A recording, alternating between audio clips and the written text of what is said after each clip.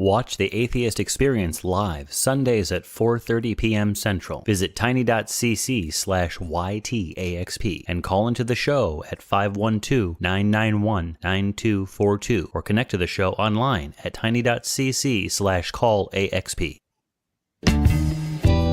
It's time to get sexy on Secular Sexuality.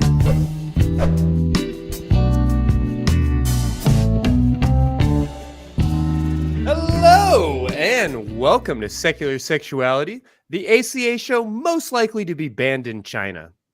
This week, we are inviting you to set aside a truly upsetting week full of national news and bullshit politics, and instead, just enjoy a really dumb conversation about movies with your good friends. I'm joined again tonight by one of my favorite all-time scream queens. Welcome, Nate Smith. And we are both joined by host of the Bloody Good Film Podcast. Welcome, Josh Entner. Thanks. Happy to be here. Talk about movies. Talk about a little bit of sex. Sounds like fun. Yeah, no question. Yeah, this is going to be fun because tonight we are going to ask why the bloodiest film on Netflix is treated so differently than the sexiest one. So, folks, grab some popcorn, relax, give us a call with your stories, questions, and reasons why Terminator 2 is the best film of the franchise.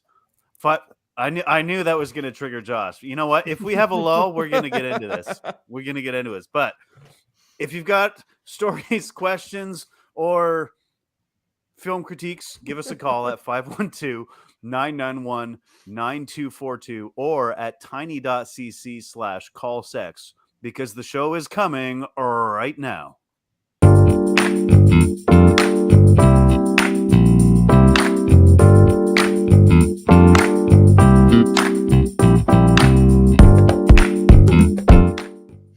All right. Well, Josh, I know a fair amount about your taste in movies, but I don't know you as a person. And I think knowing what gets your engine revved up, what turns you on might be the best way to do that. So what has got you worked up this week?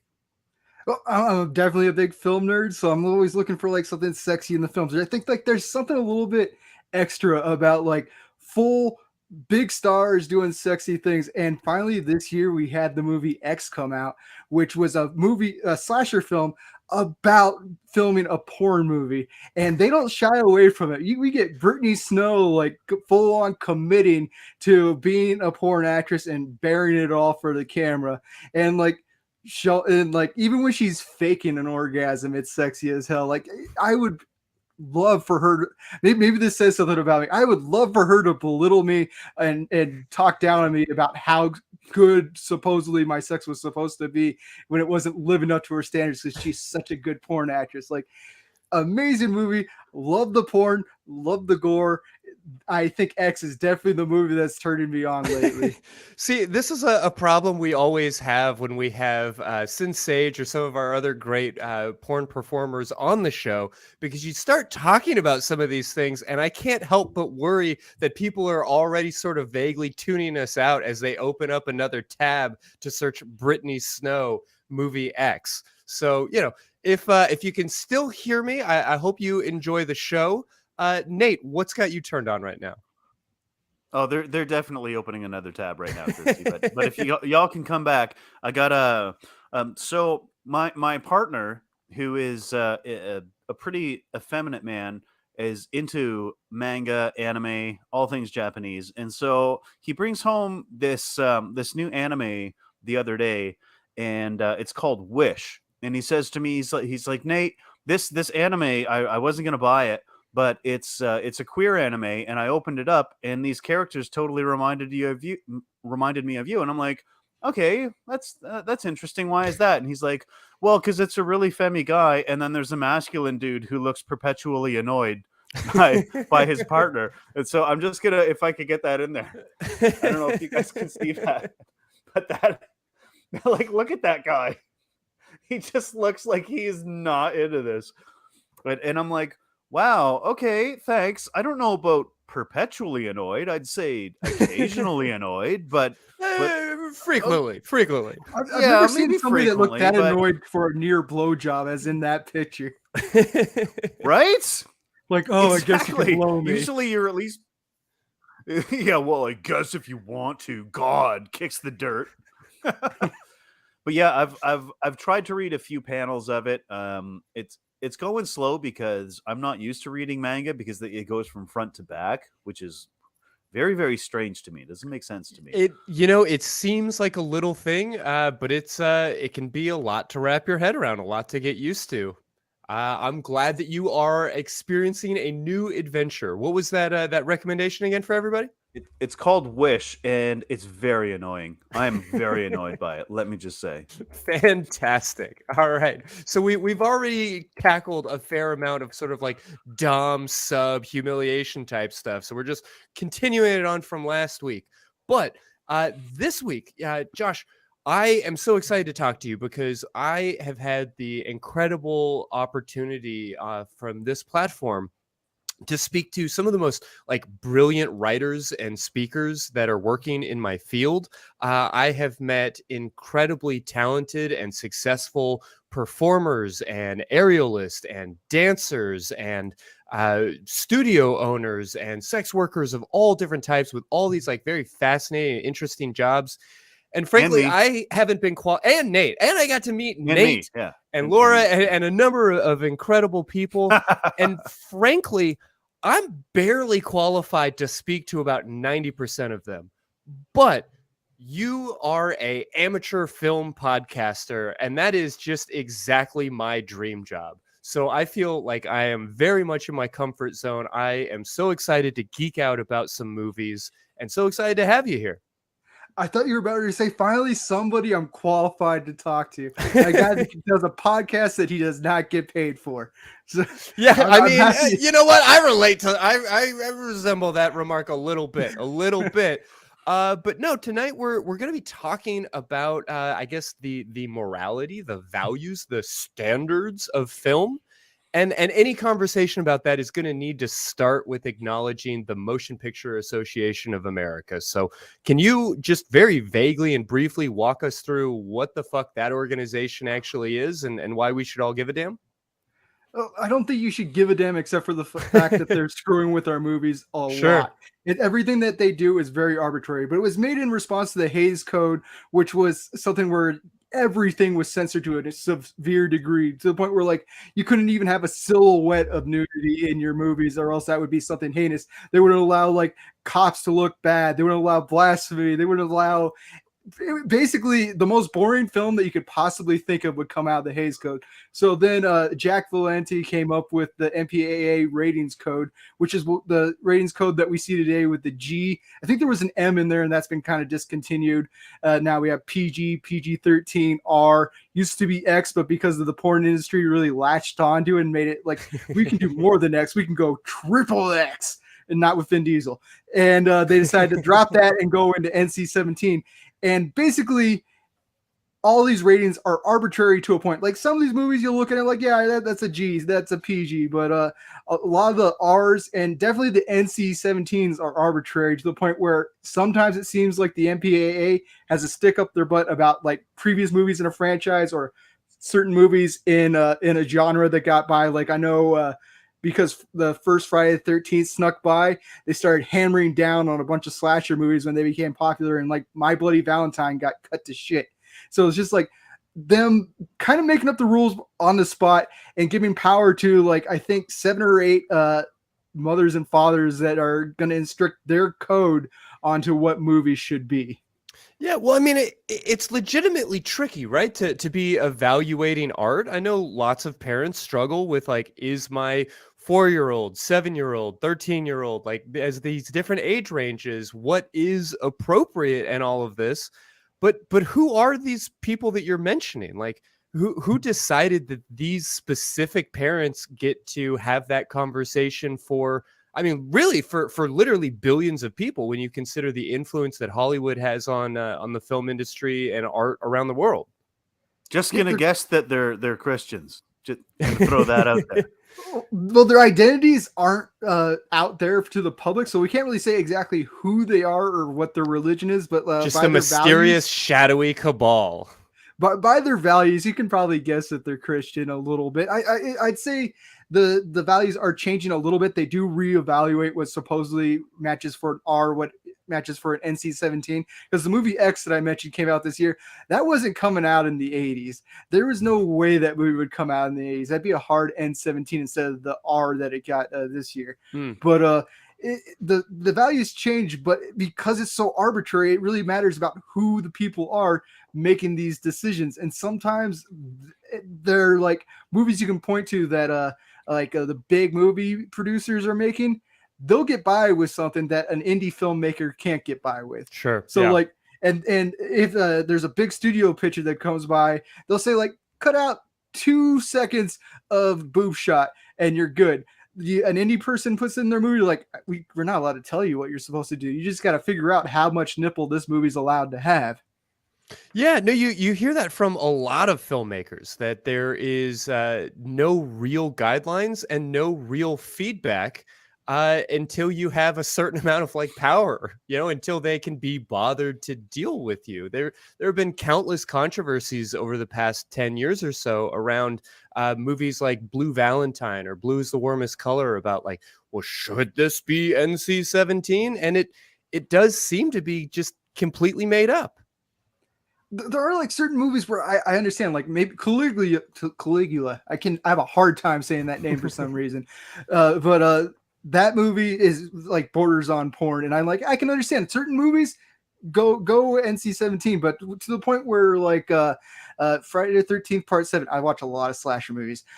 They got the NC-17 because Jason whacked a camper into a tree in a sleeping bag 3 times, so they cut it down to 2 or to 1 time, and suddenly that's no longer an NC-17. There's no gore or anything. It's just a sleeping bag against a tree, and suddenly 1 time is easier than 3 times. Well, so it is really arbitrary, and these people making these decisions kind of unilaterally wield this power. Am I overstating it? Like, how much influence nationally and I guess globally do you suppose these folks really have?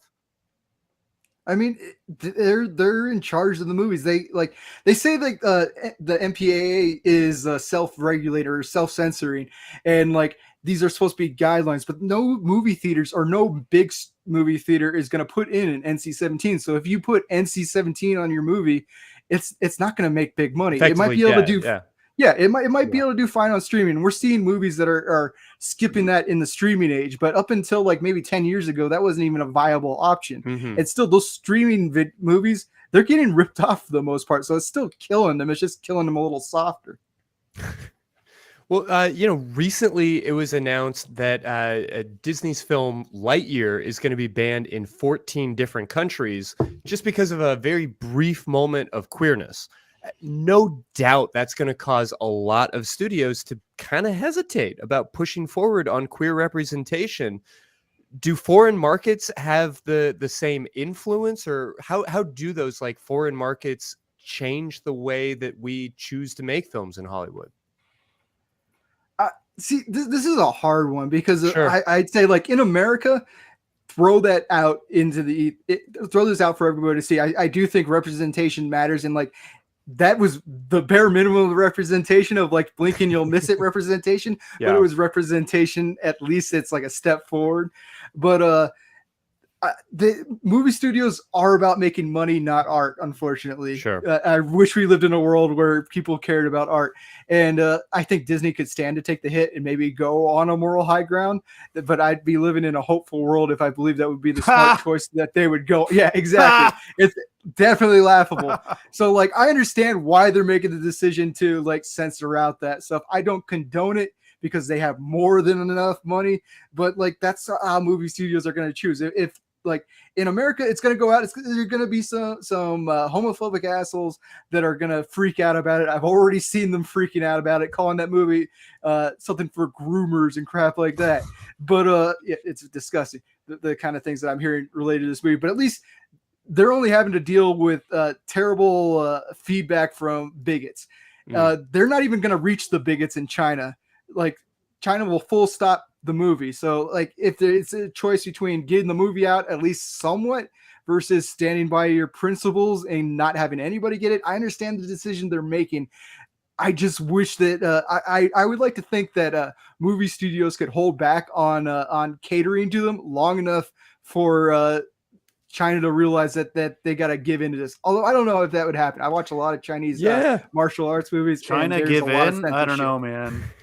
Yeah, one, and this is such a like Lightyear specifically is such a strange example. I will acknowledge I have not seen the film myself, but just the fact that it's largely kind of mediocre, generally speaking. I mean, most folks seem to feel that it's not a great movie, but there's going to be this whole conversation now about its financial take and its financial viability and whether or not queer representation had a factor to play in all of that. And it's really upsetting to think that these arbitrary things are getting in the way of our art on such a complex level. I mean, I'll be honest, as a queer person, I should be more upset about the whole censorship thing, but I'm more upset that they replaced Tim Allen as the voice of Buzz Lightyear. That's a complicated factor here too, because he's become something of a problematic figure, at least for some folks. I'm not trying to be the arbiter of cancellation, nor am I particularly up to date on his specific brand of assholery, but he's not there's canceled, cause for concern, right? I heard that he was doing cocaine and he was a cocaine addict or something like that. I mean, like, that's been he's true the since one the 70s. Hollywood star that hasn't been high as shit since 1987. Come on. That was the beginning of his career. That's what got him the Santa Claus role, because he was good in the snow. But he's not canceled. He's still doing a Santa Claus thing for Disney right now. So they just replaced him because Chris Evans is the bigger star than Tim Allen right now. Fair. Yeah. Well, so setting aside the concept of foreign markets and the complications that are implied there, just talking about the MPAA here in the States, what are some of those common criticisms? We've been talking about how arbitrary it is, but what are the complaints people have? Well, like the big complaints I'm seeing is like you can have no thrusting in sex in your movies. That's like one of the big weird things of censorship is that for some reason, even if it's under a blanket, if they see some kind of movement, there's going to be that's going to be too far and put it into NC-17. And then there's the fact that it's not across the board regulated, like what a big movie can get away with. Like there might be a big movie that's had thrusting. It might be outside there was a little bit of thrusting in X, so maybe that's a step forward. But a lot of the regulations, you cannot say it happened in this movie, so it's going to happen in this other movie, because it's definitely not a 1-to-1 ratio on when things can work. Again, and then there's just like, if you use the word fuck too many times, or even use the word fuck as an actual fucking, you can't ever say it in like a sexual way. And sometimes fuck has been needed to be in documentaries that younger people needed to see. And the only problem with the movie that they could come up with was the swear word. But there was a message behind it that needed to reach the younger generations. It's got to be an adjective. It can't be a verb. Yeah. You know what I think it is? I think it's that these boring Christian guys don't want depictions of actual good sex in film, because then their partners and wives will be like, wait, that's how it's supposed to be? Ben Shapiro lied to me. What is this? It's a real vulnerability. Yeah. Yeah, right? Then they're going to actually have to perform and actually worry about their partner's satisfaction. We can't have that. This is Gilead. Come on. I mean, we are seeing things change a little bit. I think it's because the MPAA is understanding that streaming is where it's at right now, and they don't really have as much control. But like, because like you look in how movies have changed since in the last 10 years, what's been able to get released to theaters, there has been a big change from what it was in the 90s and the 80s and stuff. I still think there's too much regulation on it. And like, if they have a vendetta against you, like they had against Sam Raimi for the 2 Evil Dead movies, and they call Army of Darkness, which is clearly almost PG, but a PG-13 movie, they call it R. Like everything's arbitrary on it. It's PG, but like, man. Yeah, there's like a little bit of red water in there, but like, so the ratings can come back at them if there's like a vendetta against a franchise, like something got through, and they'll come back at it despite you seeing something way more horrible coming into other pictures, they'll allow because they don't have the vendetta, or it's not a genre that they seem to look down upon. Like slasher movies have or they're definitely looked down upon. So even if they're generally reaching the same level of sex as a drama movie, they're not going to be able to get away with it, or they weren't able to get away with it. They're a little bit better now, but they're still under more scrutiny than like a drama film that has sex in it. Yeah, I mean the framework's a little bit different, but there's also obviously a significant amount of violence to be discussed in a slasher film, which to me is something that we'll continue to get into. But the real crux of all of this is how comfortable we as a society are with depicting somebody being like brutally massacred. But if two consenting adults are experiencing pleasure together, that becomes a real problem. I mean, a particular concern that I've seen brought by a number of filmmakers is that depictions of sexuality are really scrutinized if they reflect not just sex, but female pleasure. You know, if there's a guy going like, "Oh, you want me to show you my O face?" And, you know, we can watch Office Space and have this like fairly graphic, even if it's deadpan depiction of sexuality. And that's PG-13. And that's something that we can show on Comedy Central in the middle of the day. But if there are depictions of female pleasure, it tends to escalate things pretty much immediately to R, if not to NC-17. I mean, what kind of message do you think that subtly reinforces for your average like day-to-day viewer? It's definitely reinforcing the patriarchy about men are the ones that are supposed to be getting the pleasure, and women are supposed to just be the conduit for the pleasure. So like, it's definitely a bad message going out there. Like I grew up with people that basically thought that women didn't like sex because of that. It's definitely like teenager me is like, women will put up with it. They'll be fine. I'm gonna stick my fetus in them. I'll have a great time, and then they'll just like go make me dinner afterwards. That's the kind of presentation I was getting as a teenager. I went a little bit red pill when I was younger, but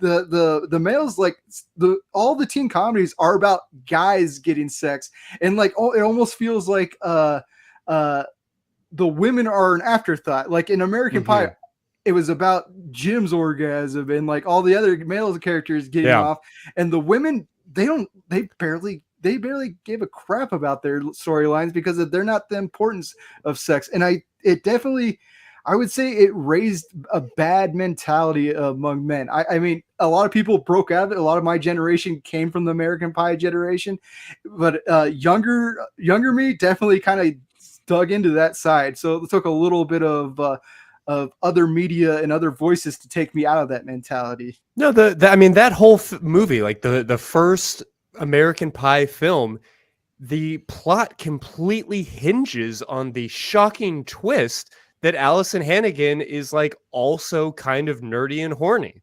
Like the notion that a geeky high school girl could have a operating sexuality is treated like an almost like supernatural feat in that movie. And it was kind of a punchline. Yeah, exactly. And it's subtle. And I don't mean to say that we can't tell these stories, but we tell them over and over and over again without recognizing the message that we're reinforcing.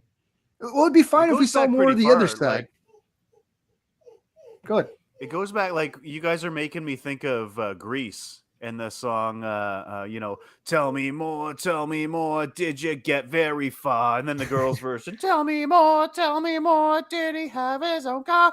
And then there's the priorities are inherently different. Yeah, exactly. But and there's a really good BuzzFeed comedy video about like a modern interpretation of guys singing that song, and they're like, "Whoa, dude, no, that's yeah." I mean, it's cool. been pretty well covered to be a rather rapey film. If you dive into any of the subtleties, super rapey. Yeah. It is super rapey, and I would wager, I don't know, but I'm guessing that film has a G rating.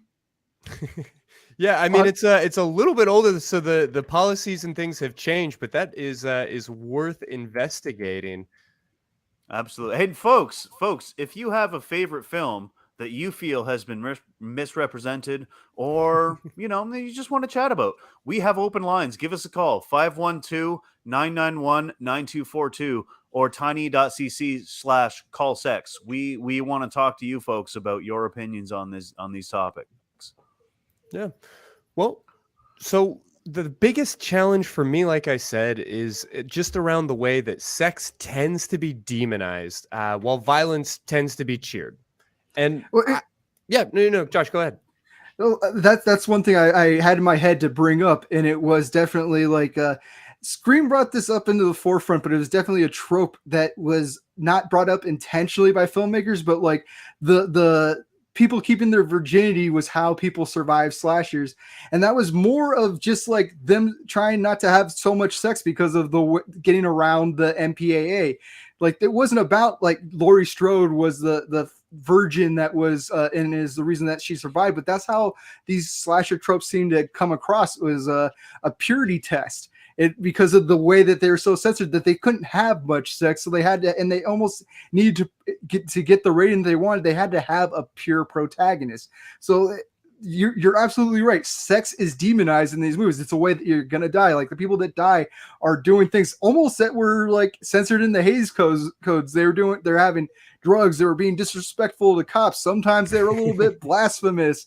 So it's very much they're like violent morality plays though, because of the way that they had to change to fit the standards.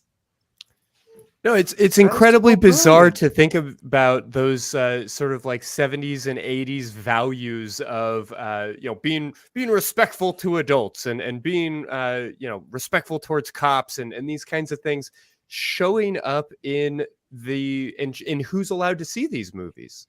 I mean, just the notion that not just the art itself, but possibly the themes, the ideas, the fact that is creating this like very strange barrier that says okay for a 14-year-old, but not for a 10-year-old, or okay for a 21-year-old, but not for a 15-year-old, is just very strange. I can't think of a single movie where the horny jock wasn't the first one to get killed. I mean, sometimes it's the horny teenager that dies, or horny cheerleader that dies too. It's not just the jocks. Like, right, well, it's one of the two. It's one of the two. Yeah. If you're sex positive, you're probably gonna die. Except for, again, I keep bringing up X, and this is why I loved it so much, is it seemed to be like in your face to those kinds of values that were happening back then, and the fact that the horniest drug deal doing character is the one that survives, as opposed to the people that kept themselves pure. The purest person in that movie meets it pretty brutally. So like, I love that things are changing, but it's still like we're not all the way there yet. I do think MPAA needs to probably like nail down where the regulations is, because I understand there's some value to like having a rating. So if you're a parent, like, this is where I want my kids to be able to see something right now. I don't expect a G rating for Texas Chainsaw and have a bunch of kids go and see that. I can understand that there is some value in it, but the system's completely broken and probably needs to be like taken down and rebuilt from the ground up.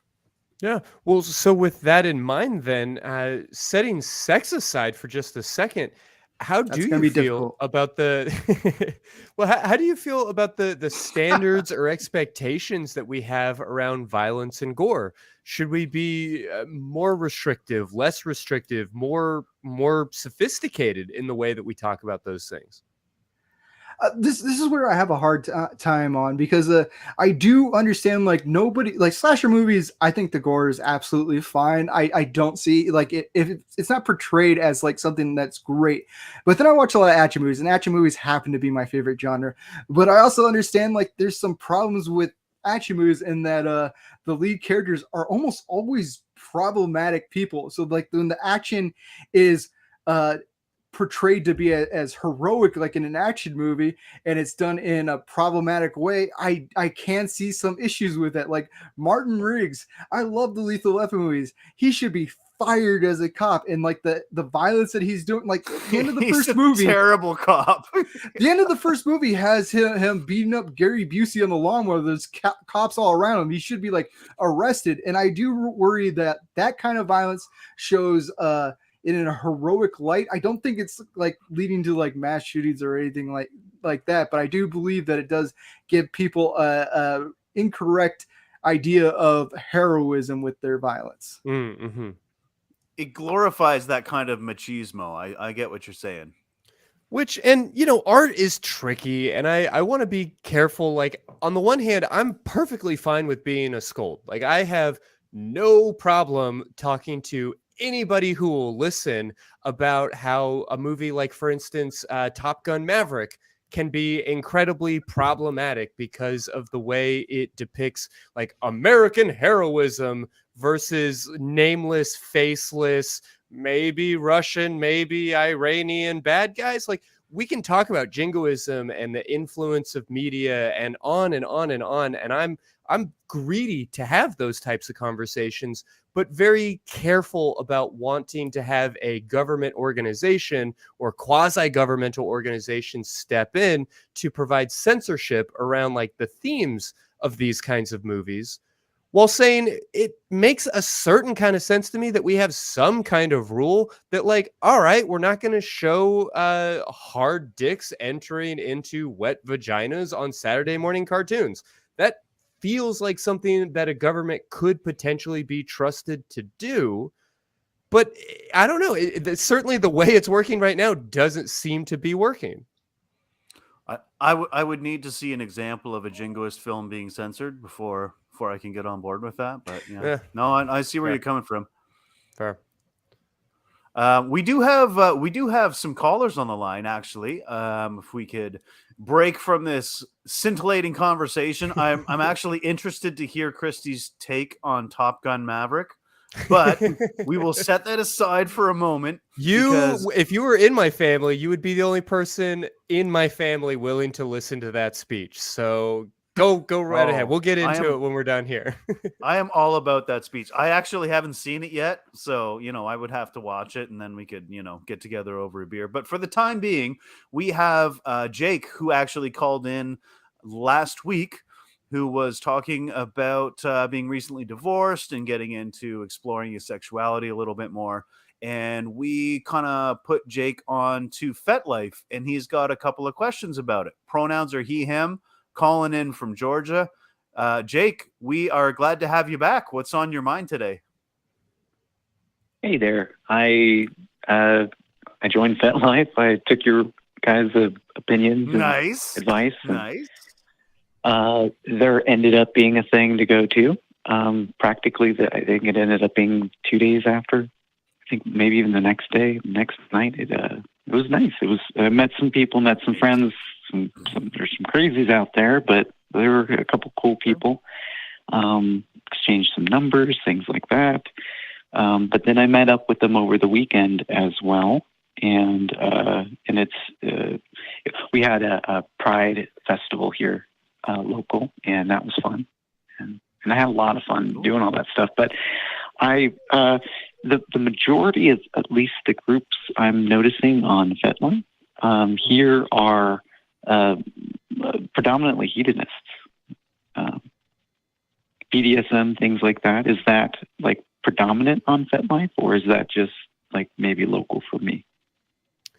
Maybe I'm not clear on how you're using the word hedonism. I will say that Fetlife is generally centered around BDSM. And there are certainly other ways of finding community if that's not quite what you're looking for. But tell me what you've been seeing. That was the majority of it, is BDSM and things like that. Hedonism, at least from the scope of the individuals I was talking with and meeting with, the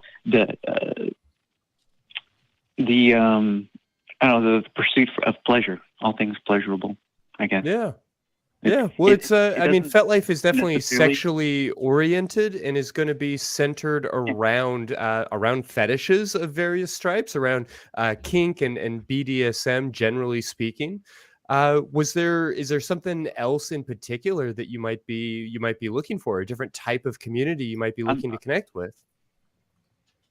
I guess that's it, though. I'm looking for a community, just individuals that, I guess, think and act like me, and not like me, but that I'm having a hard time figuring out what I am, what I like, what I Sure. want, I guess. And I'm trying to put myself in safe places that allow me to figure that out. And I don't have many support structures in place to talk about these things. I'm calling you guys. So that should Hey, I mean, thing. I remember you talking last week, like you felt like you had zero community and there was no one around you that could possibly feel what you're going through. And within the space of a week, you've been to what sounds to be a munch and found some folks that you can at least talk to. I mean, maybe they're not exactly The your munch is on particular tonight. flavor. What's that? The munch is on the 9th. This was a different. This was Okay. a different meet and greet. Mm-hmm. Okay. Yeah. Well, hey man, I would suggest that, you give it some time. You're not always going to like everybody that you meet, especially in the community with tastes as diverse and particular as they can be in that community. So, the thing that I'm getting from you, and I want to ask if I'm hearing this right, because like I'm kind of getting the impression that you think the pursuit of pleasure is bad. And like maybe you feel guilty for that. Am I hearing that wrong, or am I on that?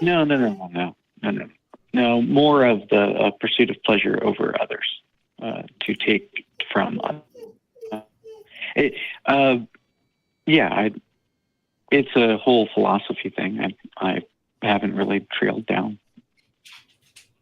Okay, and that's fair, because like shedding these like it's when it comes to things like purity culture or your old hang-ups about what's right and wrong, and I can totally understand that's not going to die overnight. So I would just encourage you to be kind to yourself, Mm-hmm. and like take your time.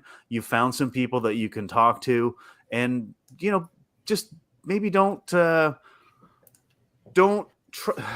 how do I say this? Try to give them the same patience that you're trying to give yourself, I guess.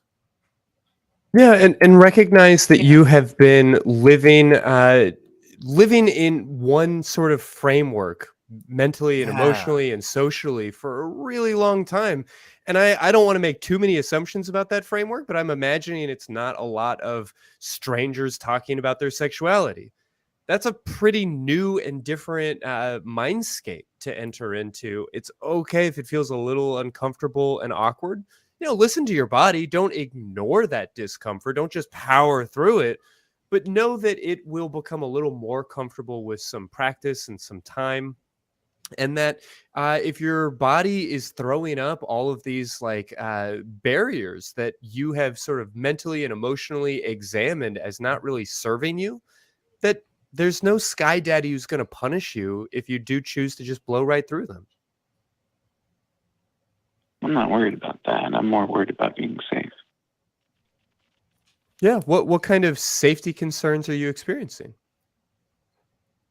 I don't know these people. I guess that's my fear, is that a lot of these things are predominantly sexual, which is fine. I have no issues with that. But I have not shed a desire to do those things without some form of relationship attached, I guess.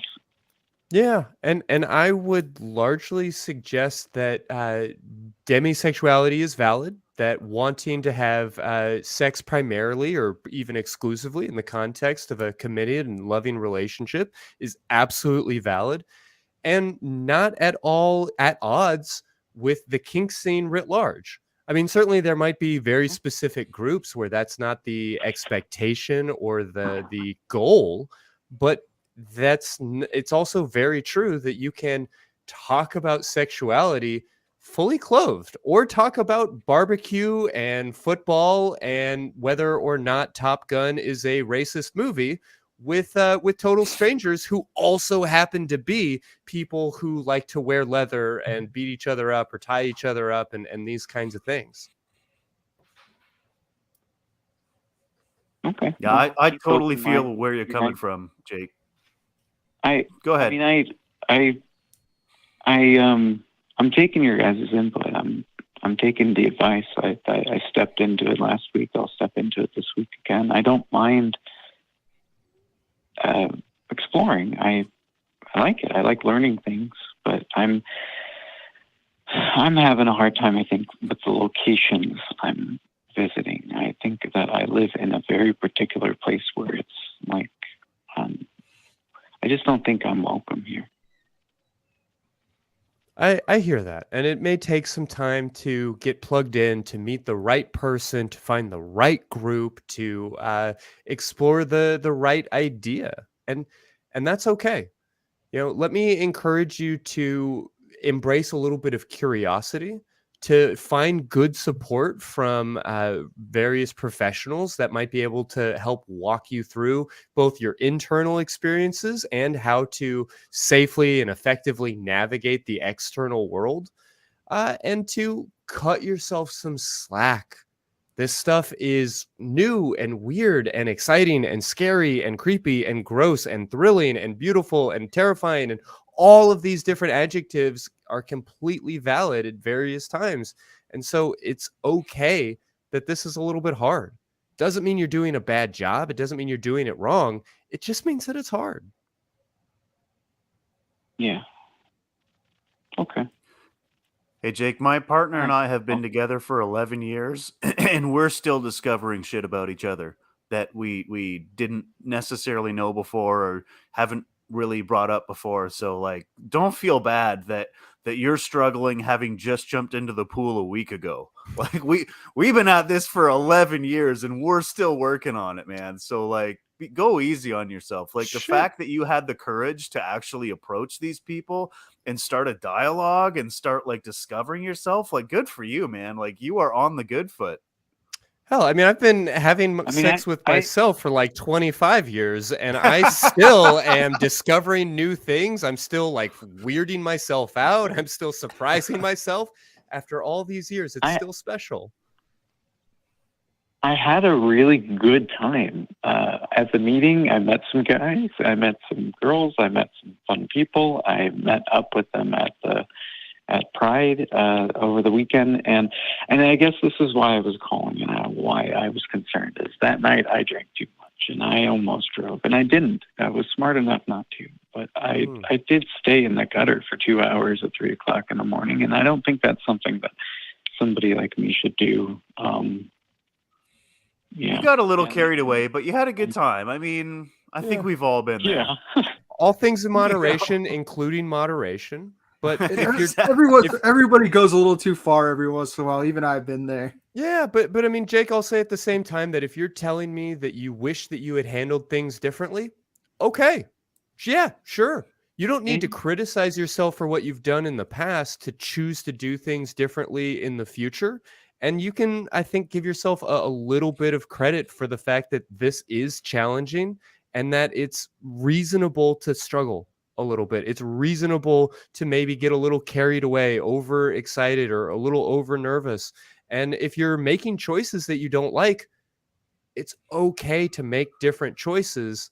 And even if you're struggling with that, take it slowly and know that you don't have to have all of this sorted out. This is a bit of a process, and I hope that we're pointing you in some good directions to work through this process. But it is gonna take some time. It is gonna be a little bit scary, and I hope that it is fun and exciting, even while it feels time consuming and stressful, and like it's taking forever and all these different things. Okay. Well, thanks for the added advice. That's amazing. Thank you. You're welcome. Absolutely. Josh, did you have anything you wanted to add before we let Jake go? As I don't really I feel like we've been talking the whole time. I didn't really have anything meaningful to add. I just hope that you go and carefully don't do anything that you're not feeling comfortable doing. If you're interested in doing it, feel free to dip your toe in. But that's the best advice I can give you. Fair to say. Thank you, guys. You have a great night. Thanks, Jake. And hey, make sure give us a call. Let us know how the munch goes. Okay, I will. Yeah, give us a call, man. We want to hear from you. I love it when people call in and they actually give us updates on what's going on with their story and things that they're struggling with, and then they call back and then Like, cause he called last week and he had zero exposure, and now he's been to a meeting and he's going to a munch, and It's like we actually get impressive. to like help this guy. Like, this is amazing. This is why I love this show. We actually help people. It's awesome. Hell, I mean, we had a co-host to this show who set up a Fetlife account thinking that we would do like a weekly segment talking about Fetlife. And honestly, just the process of logging on was enough to be like, maybe Fetlife isn't for me. And that's super valid. But you only find those things out when you log in. And so I appreciate that he gave that a try. That was amazing. It's so encouraging to see that somebody that actually called in and was looking for a direction, and we gave him some direction, and he took that direction. Oh, chef's kiss. I'm amazed that he But not folks, only got onto the that AC site and then he's actually used it and met people. Like, that's so fast. Like, any change in my life goes a lot slower. Yeah, fair. Yeah, in Georgia, nonetheless. Like kudos, man. That takes some fucking bravery. But folks, the ACA is the producer of many fine shows. Secular Sexuality is but one of them. And if you missed the goings on in this past week, horrible as they may have been, well, some good things went on too, and we're going to give you a sneak peek at some of them right now. The emphasis on consent, the validation of everybody. Oh my gosh. I wish that regular, everyday sexual education was conducted in the way in which the kink community conducts themselves, because holy, there's so much to learn from that. The states' rights stuff, I'm sorry guys, it's we do not protect the individual liberties of every United States citizen when we should be, right? All this does, this isn't states' rights, this is just states being able to take away people's rights. Catholic Church, you are the most disgusting institution that has ever been created by people. Go yourself with a cactus, pedazo de mierda. You deserve the worst. That's it. I wish you wouldn't hold back, Teo. Raising people from the dead. These are all historical things we cannot observe in our modern world. So that's not really... What do you mean? I've raised people from the dead, Charles. Whenever I do CPR and get return of spontaneous circulation, I bring people back from the dead. Even if it is not a crime under the laws of man, it is a crime under God. Nobody gives a about whether or not your God approves of abortion. Your God is an monstrous thug, and I couldn't give a what he thinks even if he were real. Big bully, you piece of shit, you little bitch. I'll kick your Cry for me, David. Cry harder. Cry harder that your rights are being taken away. Oh, David, I'm so sorry. I'm a big bully. Boo-hoo-hoo-hoo. How dare I stand up for other people's rights and make arguments that you can't rebut. It's the end of the world, David.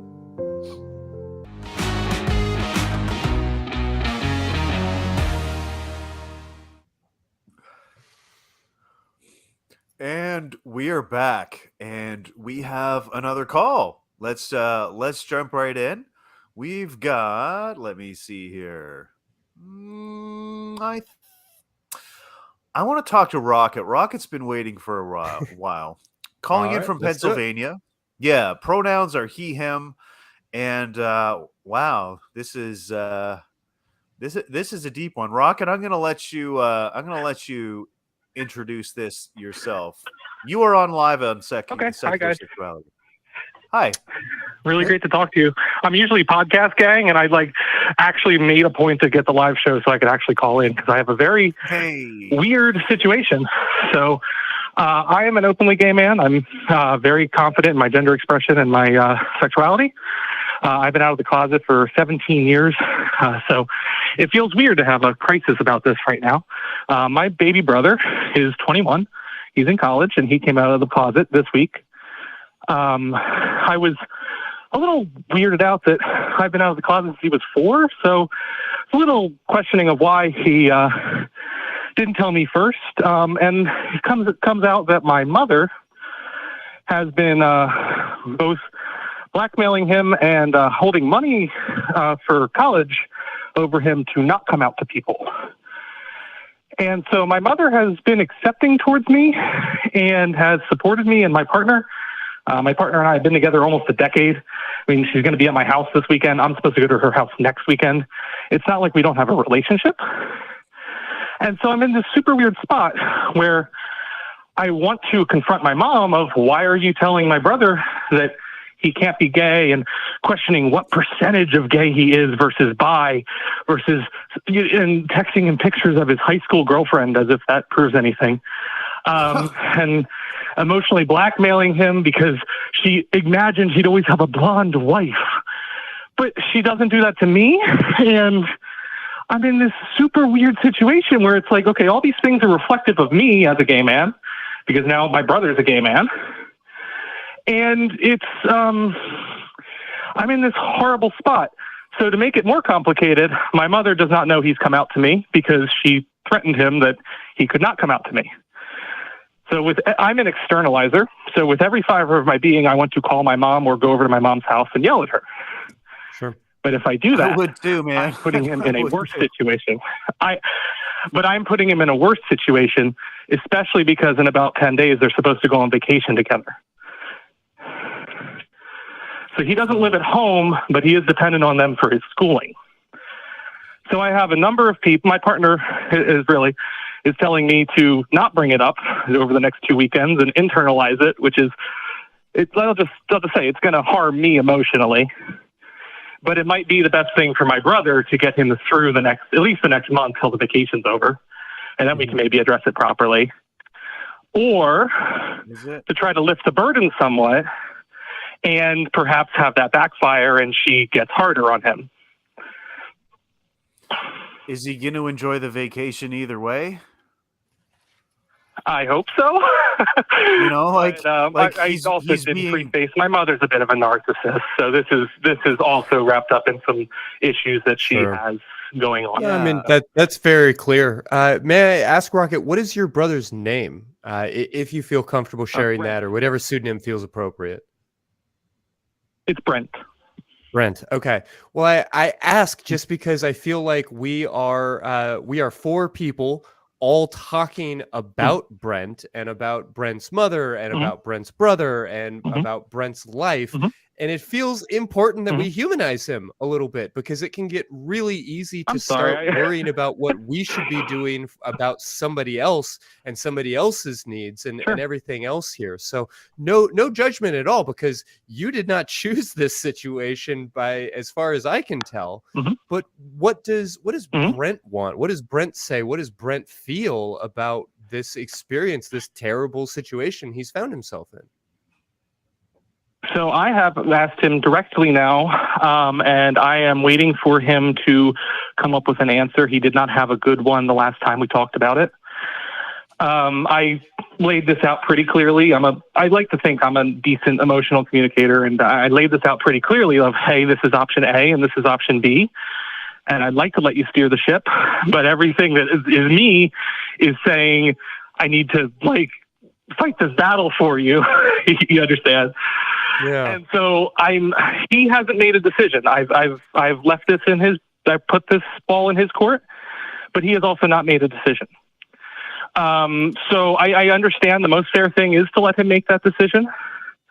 I guess some of what I'm concerned about is that the decision, if he decides that option B of, hey, just don't mention it to her, don't tell her I came out to you, where we both know independently, but we're not allowed to talk about it, it's just super weird for me, and it will put me in a really weird emotional spot. Yeah, no doubt. I mean, that's definitely not a ideal outcome.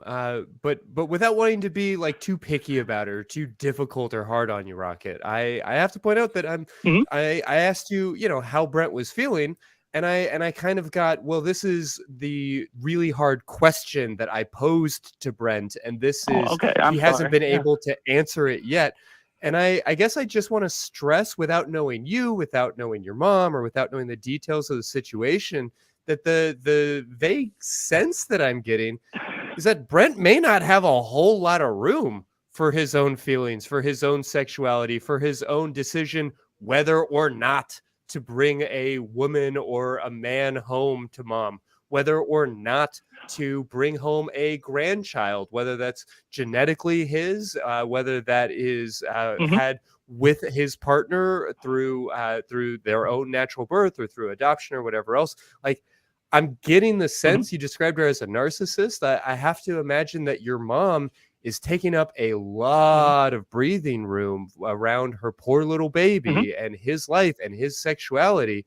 And I appreciate your desire to kind of step in and white knight him a little bit and rescue him from that fire-breathing dragon situation. Yeah. I know this is your mom, who's probably a lovely person for the general sense. I don't mean to be rude at all, but it just seems like such a tough spot to put him in. And I hope that if you do offer any support, that it's the support that he's looking for.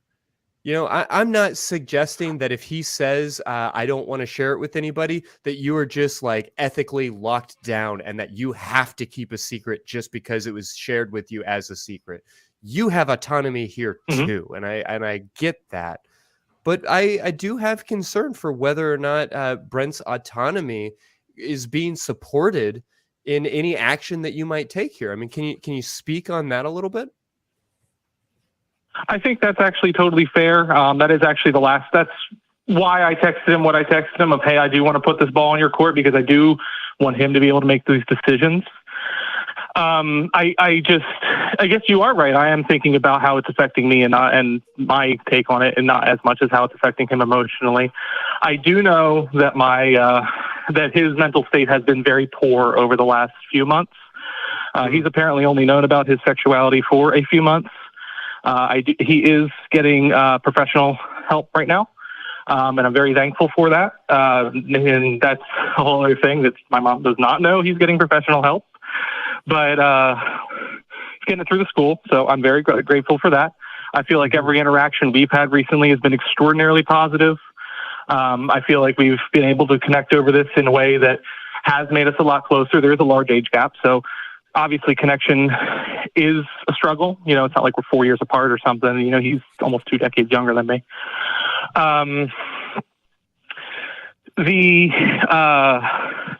How he's feeling about this in relation to what my mother's doing to him, he is extraordinarily in crisis mode. And he's told me he's thought about self-harm. He's told me he's told me that's why we went and got help through the school. Told me he's thought about self-harm. He's told me he's thought about all manner of identity problems and trying to cope and all this stuff. And I do wish, on a selfish note, I do wish he would have come to me a little sooner, because I have processed a lot of this trauma myself, and I think I can help him guide him through this. He did only come to me in the last few days, so he's been dealing with this for a few months. I like to think that since we've talked, everything's been relatively positive, but he has not been home. He has not talked to my mother. I haven't been home. I haven't talked to my mother, and I know that relationship right now is causing him a lot of pain. Sure. Well, I mean, you're telling me he's 21. He is very financially vulnerable, and he has just come to terms on some level with this like incredibly profound and challenging aspect of his own identity. In the context of all of that, he has gotten a lot of, it seems, pressure, probably like implied shame and criticism from his own mother. That is a rough fucking spot to be in. So as much as I worry about, you know, what this could do to y'all's relationship and what this could do to your own mental health and whatever experiences of shame you've had in your own relationship with your mother, Rocket, and all of these kinds of things, I have to point out that this sounds like a remarkably vulnerable moment in Brent's life. And so I would really encourage you to just be present with him to the best that you possibly can, to validate what he's experiencing. It may seem like such a simple thing, but if he says, you know, I'm feeling sad, you look at him and you say, well, yeah, you're feeling sad. This sad thing is going on, and this sad thing is going on, and this sad thing is going on. And just remind him that it's okay to feel sad, mad, glad. I mean, whatever it is that he is going through. I think if you're calling us asking for advice as total strangers on the internet, the most important thing I can remind you to do is whatever it takes to be with him, to be present with him, to be around him. And if anything that you're doing is giving advice in a way that makes him uncomfortable, or giving him ultimatums or standards or obligations or expectations that he may or may not be prepared to live up to, even if they're in his best interest, even if they're, quote, healthy for him, if it's getting in the way of that relationship, if it's preventing you from being able to be with him, if it's preventing him from being able to just be seen and experienced and validated by another human being who is also gay, who is also concerned, who also cares about his health and happiness, I would tell you to at least wait on any of those things, to not do anything that could jeopardize his access to you, because just being with him is probably the strongest medicine and support that you can offer right now. How does all of that land with you?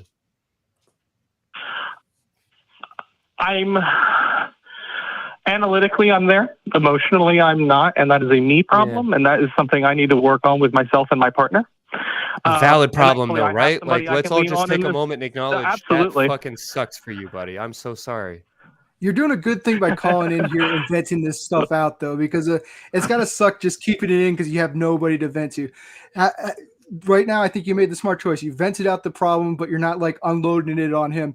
And now that you're venting it out a little bit to the three of us, maybe it'll help you to be able to be like his ears, the person that he can vent to after you've done a little bit of your venting. Because I understand you're just processing this. You got it way after your mother got this. So you haven't had enough time to process the fact that he's already been going through all this. So I think you did a smart choice calling in here, but just try your best to be an advocate in his corner and like listen to what his needs are after you've done some of this venting. So part of this, and I know I'm calling into the ACA, so that is, I actually should have brought this up. Part of what I perceive the issue to be, I don't know, but I perceive the issue to be, is that my mother converted to Catholicism about 10 years ago. So that was long after I was out of the closet, long after I was out of the house. So he does call himself a Christian. We haven't had very many in-depth conversations about it, but he does want to be recognized as a Christian. He does not hardline follow Catholicism, but my mother has been getting more and more extreme in the expression of her beliefs. And I do believe that is creating some of the friction here. I don't know because I haven't talked to her. It's just how I'm perceiving it. And I haven't been able to talk to her about it. So I don't want to say, yes, this is the reason. But I do suspect some of it is she remarried, and her husband is very Catholic, and now she is very Catholic, and it has caused friction. Doesn't that tend to happen that way? I mean, no doubt that this is one of many factors weighing into it all. And so the fact that you see that, the fact that you're aware of that and can offer that perspective, that feels important. So I'll just continue to encourage you to really honor that relationship.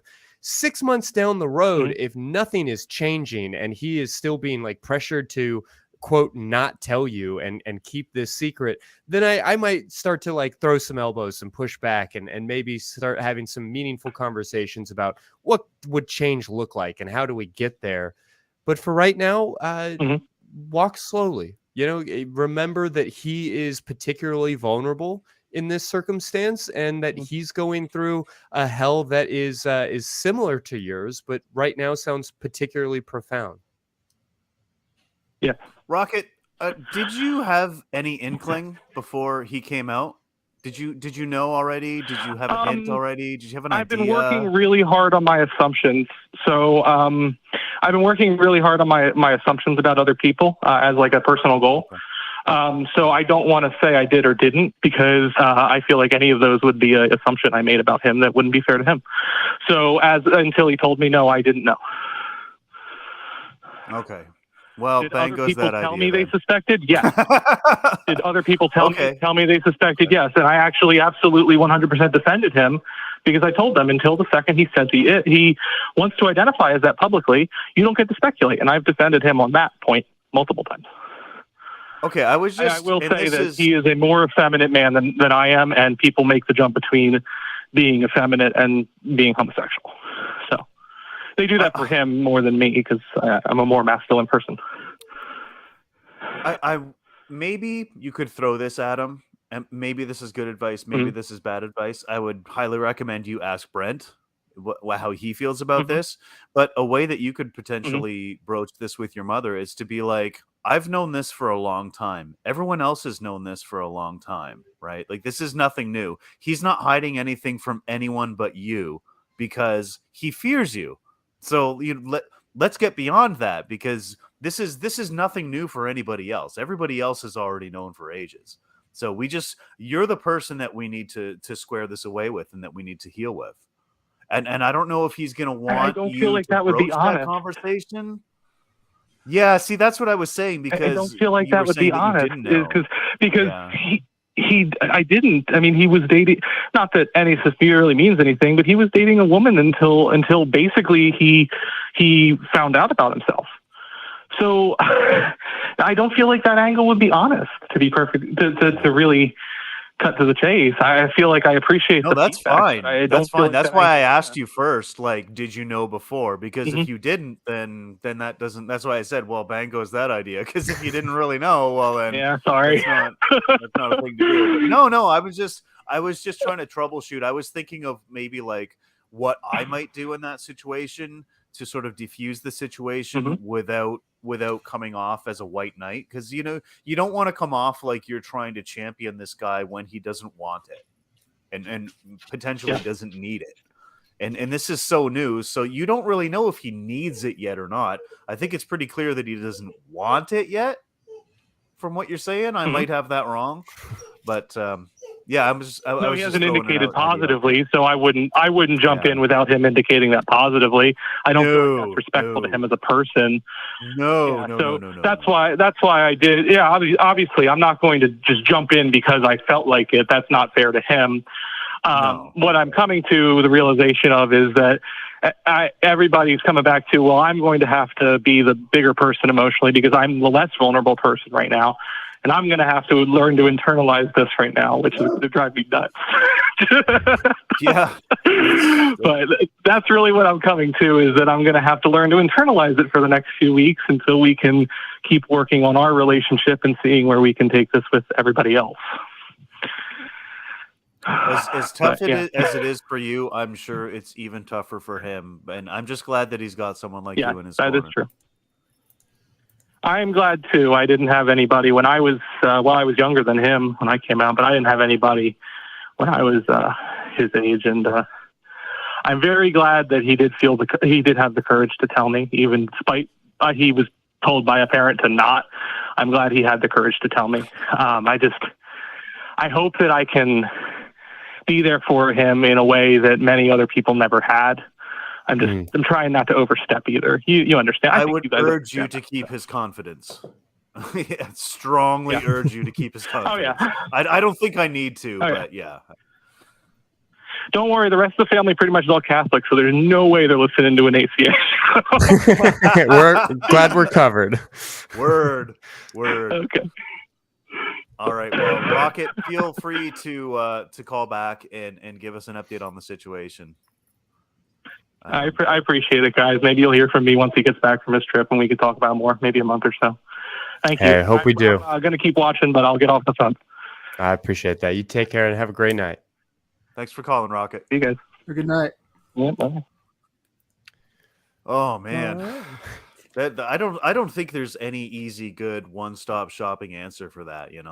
Yeah, well, and let's really take a moment and acknowledge the why of it, right? Because there are a lot of moving parts, a lot of people involved, a lot of different personalities and different needs and yada, yada, yada. None of this would be a fucking problem if it wasn't, quote, biblically inspired homophobia.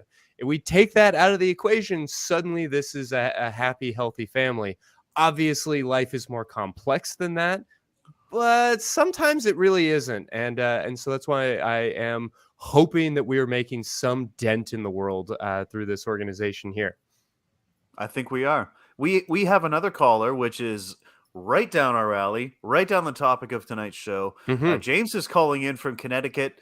Pronouns are he, him, and James apparently doesn't watch enough porn because he's never seen a movie where there's an implication of clitoral stimulation, and seems like bullshit. Now, I'm gonna have to ask you to defend that position, James. You're on the air. What's up?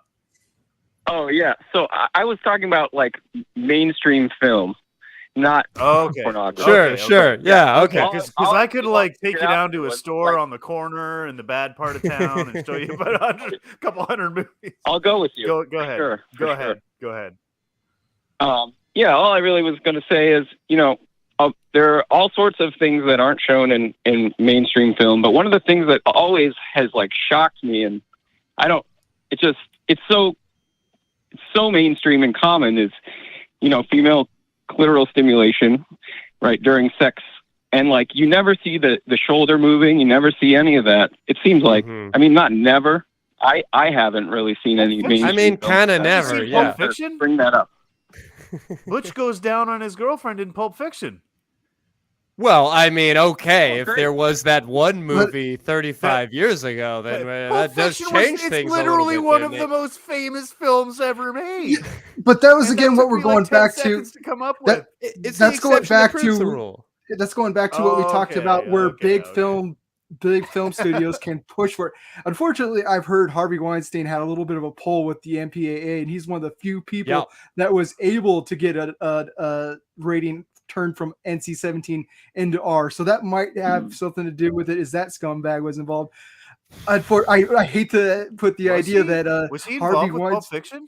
I mean, Miramax has had a long he's back Tarantino, I think, most of his career. Relationship is the word I've been looking for as I stumble as a relationship therapist. Yes, they've had a long professional relationship. I can't speak to that film specifically, but James, I think the most interesting part of your call is to maybe subtly suggest to I don't know, maybe some percentage of the audience that's suddenly realizing like, oh no, wait, clitoral stimulation? I was supposed to include that. That was one of the things. Yes, that's one of the things, and it makes a certain kind of sense to me. I mean, Josh was saying earlier that you don't see a lot of like thrusting on film. You certainly don't see a focus or a fixation on female pleasure, and not for nothing. But if you were to like just pause a random sex scene in a random movie and then try to work out the geometry and the architecture of it, try to sit on your kitchen counter in the position or in the manner that you see depicted, or even just something like a flat mattress and bed, you see really silly and ridiculous stuff. But again, what concerns me, what I see as the problem here, is just a whole world full of men who have had their entire sexuality be their partners who they're not really talking to, and be film, which is not really depicting these things, and finding themselves, I mean, frankly, the way that I did at 25, 27 years old, before ever having anybody express to me, yeah, no, this part is important. Like you got to touch that in order for things to happen. And so I hope that shows like this are getting that message out in a way that art maybe or modern cinema isn't. But it is a very real problem. And I wish I had a better explanation other than, I don't know, patriarchy.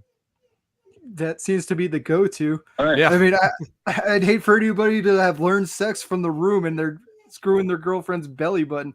Like the way that sex is shown in movies is either wildly inaccurate and it's just never paying attention to what the woman needs. I think I've seen Anna Kendrick getting oral in a movie where she would have been like 5 feet up from where the guy's mouth was going to be. Like, it's never portrayed well, even when they try to portray it. Mm-hmm. Yeah, not to imply there's only one way to do it or anything like that. But yeah, I would like to see more normal sex.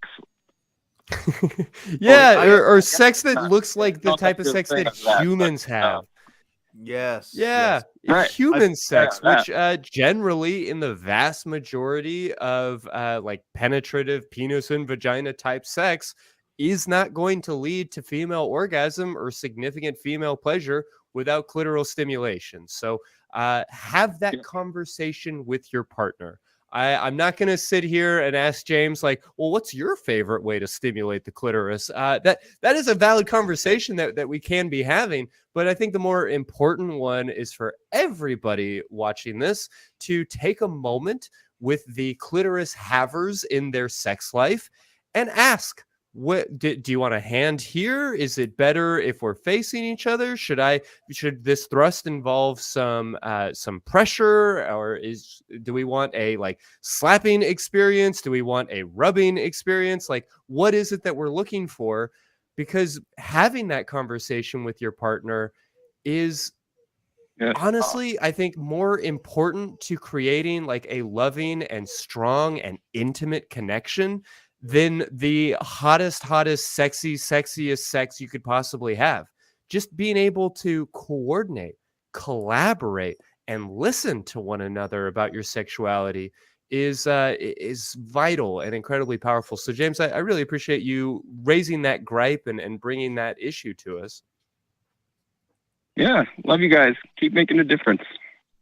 And James, I apologize. I feel like I may have framed that improperly when I introed you. Like it's bullshit that isn't depicted, not that clitoral stimulation is bullshit. So if that's how it came off, I apologize. But I would also encourage folks like, read the nonverbal cues from your partner. Like if you're getting somewhere with something, keep doing it. If it's not working and they're kind of not, things aren't progressing, try something new and read those cues and ask questions. Do you like that? Is that working for you? And really, like, you can probably figure it out. Like women are perhaps more subtle than men, but they're not the enigma that they're made out to be. Especially if they've already let you get down there. They're gonna give you some cues, and I think that the problem, like these guys were saying, is that it's the female pleasure has been so demonized that men don't even think it's a big deal, or like they don't feel like it's their duty. And I'll tell you, having had sex with many women in my time, it is way better when she is into it, and I'm sure all of you can agree. Like when she is like, what a thing that feels like it should be taken for granted, but absolutely can't be in our society. Yeah, I know. Like I can't believe that I'm even saying this, but like, I guess it needs to be said in this current climate where women's healthcare and women's needs and women's lives seem to be being shoved to the back burner. Basic I think this is a good bodily time to autonomy can't be taken for granted. Yeah, fair yeah, to say. exactly. So this is a step in the right direction, I suppose, James. Josh, do you have any parting thoughts before we go? I just find it funny that how much they're able to talk about sex when, all TV movies, they're all centered around sex. We're talking all about the time. it. Yeah, you can't show it. But like in your brain, somebody talks about sex, I'm picturing my dick in a vagina. So I would think like it'd be a little bit more prevalent in the movies. It'd be okay because as soon as you start mentioning it, it's in people's brains. Like put it into the fucking movies. Show a little bit of care. Show a little bit of stimulation on the women. Yeah, or even if we're not depicting sex, why can characters talk about it? Not who's having sex with who, but like what is going on with sex? I mean, can we have any sort of meaningful dialogue or conversation? And maybe, Josh, that is the ultimate challenge here. Maybe that's why we're sitting here talking about the MPAA, is because we just as a society, as a culture, aren't talking about sex or aren't having good conversations about sex. With that in mind, though, do you feel like there are any opportunities to change our current system? Any recommendations on what a better system might look like? I mean, is there any world in which our art more accurately reflects at least our bodies, if not our habits? I mean, it'd be hard for me to come up with the exact standards, but I do think we need to make sure that there's representation of all different types instead of it seems like we're getting almost Puritan values in the MPAA making their views on things. And we need like gay, lesbian, trans people in there. We need we need like people like me that just love nudity and action, and we need just people that understand what happens, what's appropriate for families. But you can't just have one archetype. And when they come together to make their standards, they got to make them something that actually is something like, okay, you can have thrusting for like 2 minutes, and anything past that's too much, but that's across the board. All the standards have to be across the board. You can't just like make things up as you go along and come up with what your sensibilities are. I don't know if there's a smart way to do it exactly, but more representation is the only way that I can see of making these ratings matter for a larger audience. Oh man, I mean, can you imagine if we actually did, like, we were able to requisition Freedom of Information Act, like get a copy of those meeting minutes and sit down and quibble about the minutia of like how much thrusting is an acceptable amount of thrusting, and I mean just how thoroughly that would expose the silliness of this entire venture of trying to censor these things. Ooh, I have a suggestion. Let's just move the entire film industry to Finland.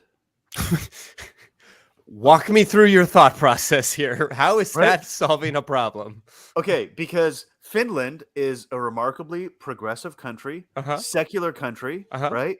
One of the best standards of living in the world. Sure. Right? Not ruled by Christian nationalism, which, That's a you know, plus.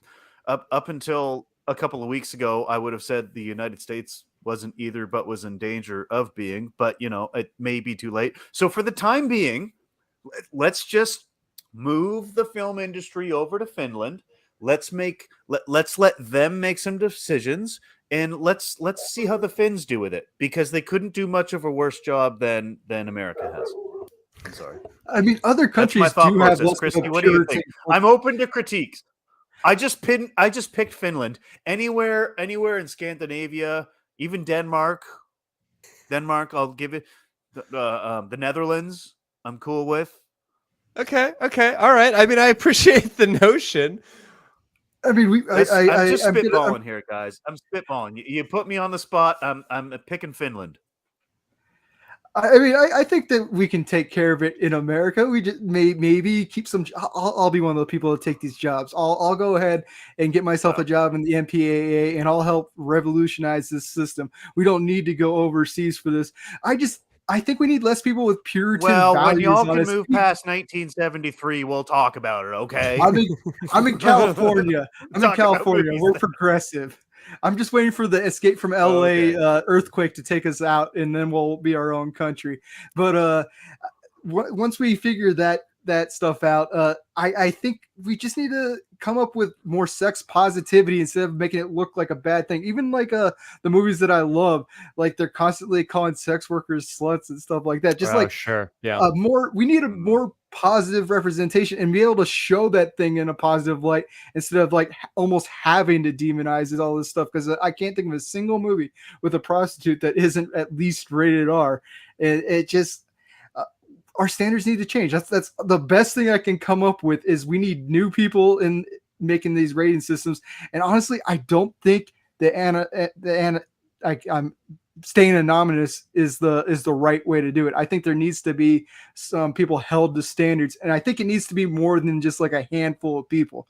We need, I'd say at the very least, you need like 100 different people voting on where these standards can apply. If you're going to get a larger sector of people, you'll reach a larger sector of the viewers that way. When you just get, I think it was like 8 people in the MPAA that they listed. That's not a huge section of the population. We wouldn't allow that as a science experiment number, like a variable in a science experiment. It's too 8 little. people. You need at least 9 people to universally take away rights from a large group of people. That is pretty ridiculous. I love the shade. I love the shade we're throwing today without actually saying it. Wow. I mean, I do appreciate the idea that this should be just a bigger group and a more representative group. But more than that, Josh, what I took away from what you said is that this is a larger societal issue, that we can't meaningfully change our movies until we meaningfully change our culture. which is probably very true, but also means that shows like this, any good sex positive conversation that you have, if you take a moment to perhaps stand up to your homophobic mother or support your gay brother, if you are having a conversation about female pleasure and about, clitoral stimulation with your partner, then you're participating in creating a more sex positive world. So I'm getting to do right now the thing I've always fantasized about, which is contribute to the film industry, right? And that's going to be my takeaway. That's going to be the thing I'm proud of for today. Okay. Well, I don't think y'all can be trusted with the film industry for the time being, but okay. We'll go with that. I mean, what has Canada done for the film industry, though? Come on. Bro, but come on. You know how many films are filmed in Vancouver and I was around? about to The say- A-Team was filmed in the city that I live in, okay? The A-Team. Yeah, but I that ain't was getting a on that C plane, team. Hannibal. Half of what you think is New York is probably actually Toronto, if Yeah. you base most of your experiences on film. I mean, Rumble in the Bronx is one of those. Canada has a huge burgeoning film industry, but you know what? I'm not even asserting that we should take control because we're too close. We're your neighbors. We might be infected by your bad ideas. I'm saying we send it all the way to Finland. Let's give it to Finland. We'll give it fair to enough. I'll concede and we'll take the it back Finland when we're ready. solution.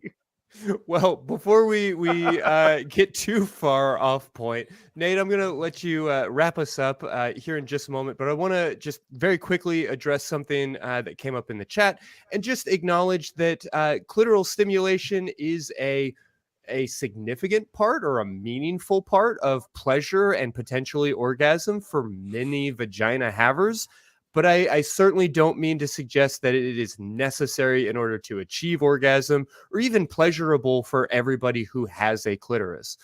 We've documented on this show, you don't need any specific parts or pieces to achieve orgasm. I mean, orgasm can be achieved by both vagina or vulva owners as well as penis owners strictly through the power of the mind.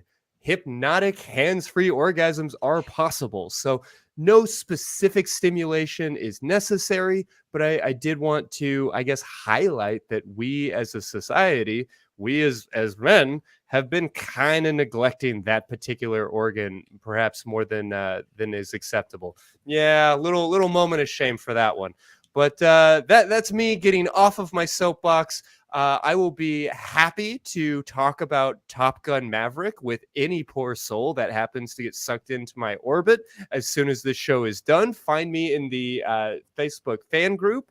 But otherwise, Nate, it's all yours. All right, folks, you can keep up what's happening on the ACA on our website. We have a website. It's atheist-community.org. You can also email this show specifically.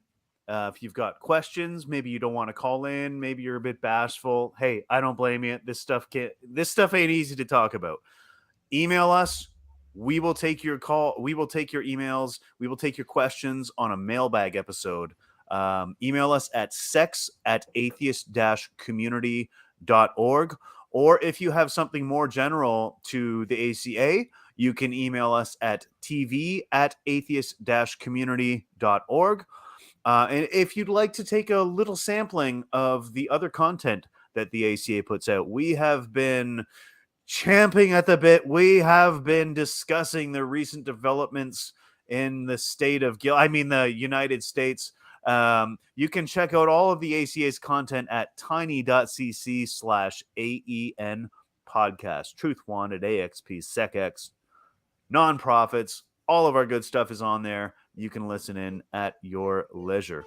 As well, connect with Christy directly if you want to argue about movies. If you want to say that Top Gun is definitely not a misogynistic ball fest, you can talk to him on the Facebook group.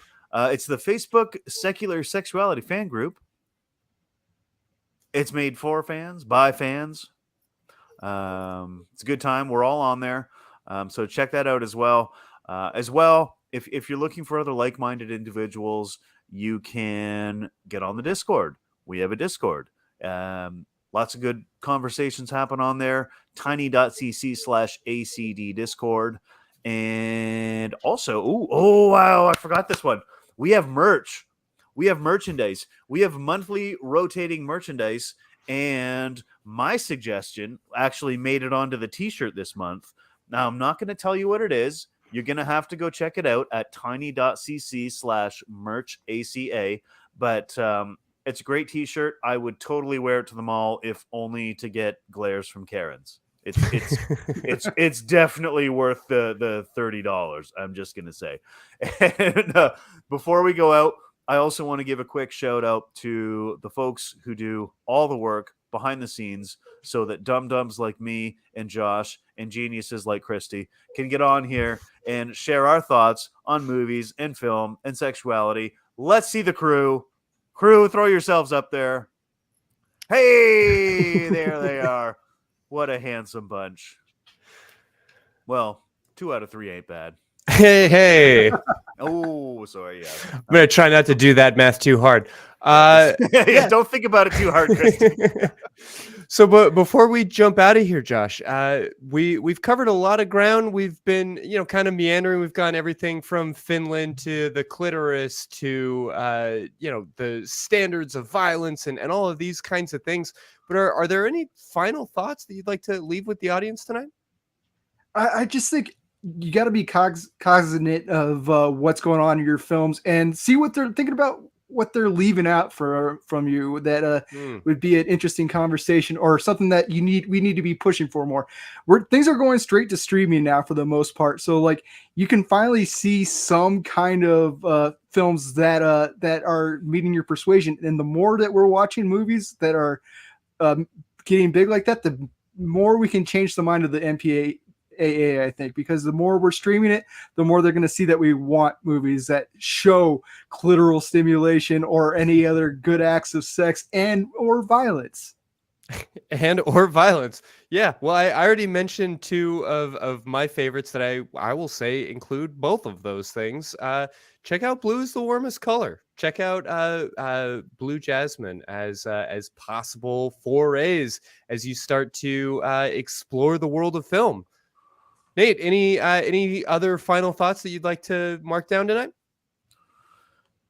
Move to Finland. Move to Finland, indeed. Well, I'm on it. With that, I want to encourage everybody to pop some popcorn, to maybe turn on some Netflix and chill before giving yourself a big ol' orgasm. Or, better yet, give somebody else one.